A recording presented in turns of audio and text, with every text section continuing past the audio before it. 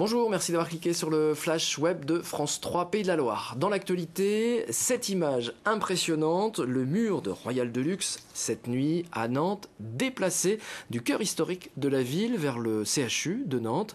Je vous rappelle que ce mur était tombé à l'occasion d'un nouveau spectacle avec les géants de la compagnie Royal Deluxe au printemps dernier. Reportage complet sur ce déménagement hors norme dans notre édition du 12-13. Un reportage signé Céline Dupérat et Vincent Rénal. Pas de journée noire dans les transports en commun ce jeudi à Nantes. Hier, le tribunal correctionnel a relaxé le conducteur poursuivi pour homicide involontaire. Il avait heurté un piéton qui était décédé après sa chute. L'accident avait eu lieu à Rezé, tout près de Nantes. C'était il y a un an.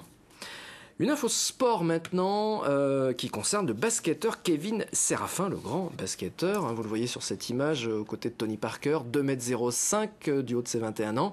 Ce joueur a été formé à Cholet et il jouait jusqu'à présent à Washington et aux États-Unis. C'est la grève du basket, alors les joueurs reviennent en Europe et Cholet espérait bien le récupérer, mais sa bonne prestation au championnat d'Europe a fait monter les enchères.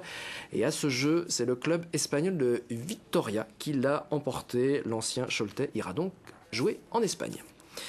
Des milliers de visiteurs attendus toute cette fin de semaine au parc de la Beaujoire à Nantes pour le 118e congrès national des sapeurs-pompiers.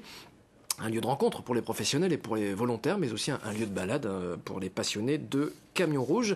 À noter dans ce domaine que des démonstrations de sapeurs-pompiers auront lieu ce samedi dans la cour du château des Ducs de Bretagne, toujours à Nantes.